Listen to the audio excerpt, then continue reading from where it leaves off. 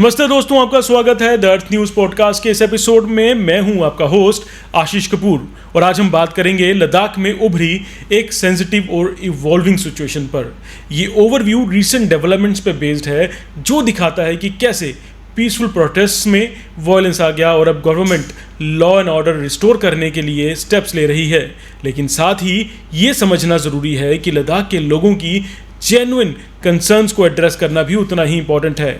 हम ये एक्सप्लोर करेंगे कि कैसे डायलॉग से ही सोल्यूशन निकलता है और ओवर रिएक्शन से बचना चाहिए।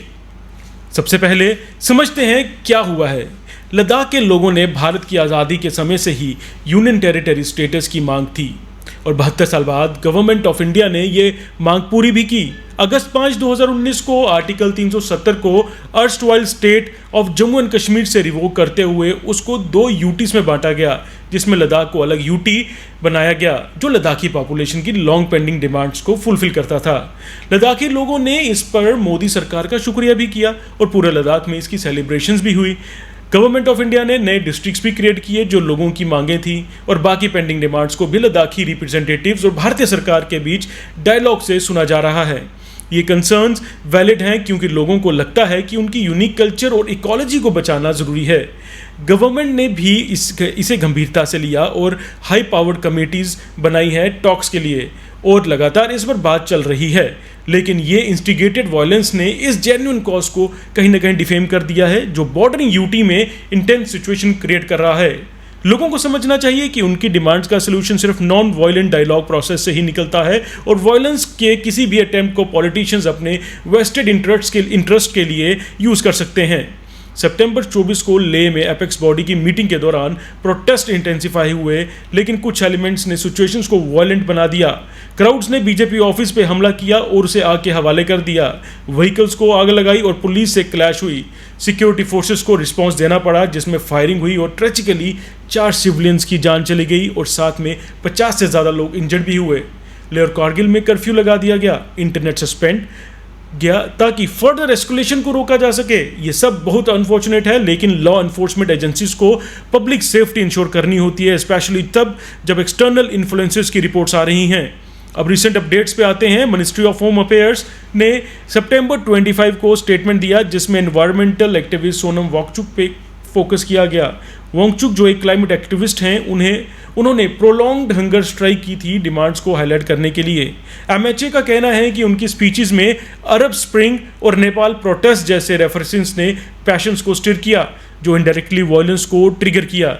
लेकिन ये क्लियर करना ज़रूरी है कि वांगचुक ने खुद पीस की अपील भी की है और उसका इंटेंट शायद पॉजिटिव रहा हो। फिर भी इन्वेस्टिगेशंस में ये चेक किया जा रहा है कि क्या ये इन्फ्लेमेटरी था। आज सितंबर 26 को लेह पुलिस ने उनको रेजिडेंस से अरेस्ट किया क्वेश्चनिंग के लिए अंडर प्रोविजंस जैसे अनलॉफुल असेंबली और इंसाइटमेंट।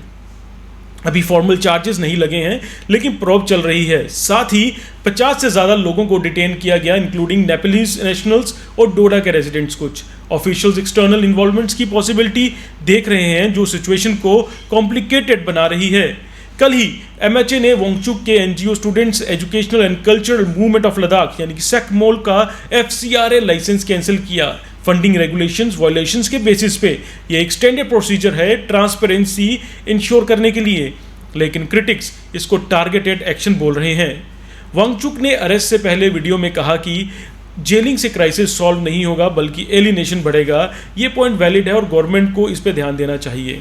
ऑपोजिशन और सिविल सोसाइटी का कहना है कि रिस्पेक्टेड वॉइसेस को टारगेट करना गलत हो सकता है, लेकिन साथ ही वॉयलेंसेस को कंट्रोल करना भी ज़रूरी है ताकि डायलॉग कंटिन्यू हो सके।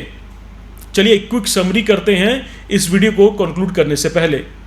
वॉयलेंस सितंबर 24 को कुछ एलिमेंट्स की वजह से एस्केलेट हुई, ट्रेजिकली 4 डेथ्स और इंजरीज के साथ, जिसके बाद गवर्नमेंट ने कर्फ्यू और इंटरनेट सस्पेंशन जैसे नेसेसरी स्टेप्स लिए ताकि लॉ एंड ऑर्डर को रिस्टोर किया जा सके।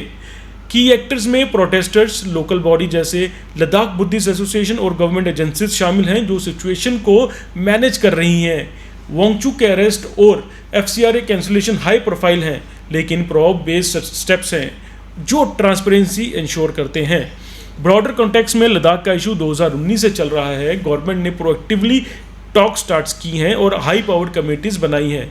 भले ही इम्प्लीमेंटेशन में थोड़ा टाइम लग रहा हो, और ये ग्लोबल पैटर्न्स को रिफ्लेक्ट करता है जहां सिक्योरिटी और एस्पिरेशंस के बीच बैलेंस बनाना चैलेंजिंग हो जाता है।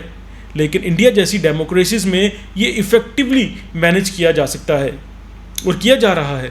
काउंटर मेजर्स क्या हो सकते हैं? शॉर्ट टर्म की बात करें तो गवर्नमेंट जो पहले से ही डायलॉग प्रमोट कर रही है उसको रेज्यूम करे, कर्फ्यू ग्रेजुअली ईज करे जब सिचुएशन स्टेबल हो, और इंडिपेंडेंट इंक्वायरी से और ज़्यादा ट्रांसपेरेंसी लाए। लॉन्ग टर्म में 6 शेड्यूल जैसी डिमांड्स को गवर्नमेंट के ऑनगोइंग एफर्ट्स के थ्रू फास्ट ट्रैक किया जाना चाहिए। यूथ और एक्टिविस्ट्स को कमेटीज़ में इंक्लूड करें और मीडिया लिटरेसी प्रोग्राम्स को स्ट्रेंथन किया जाए मिस इन्फॉर्मेशन कॉम्बैट करने के लिए। Ultimately government led collaborative approach से ही सस्टेनेबल पीस आएगा। तो दोस्तों, ये था ओवरव्यू लद्दाख सिचुएशन का। इस एपिसोड को लेकर आपकी सजेशंस का इंतज़ार रहेगा हमें। अगले एपिसोड में मिलते हैं। नमस्ते।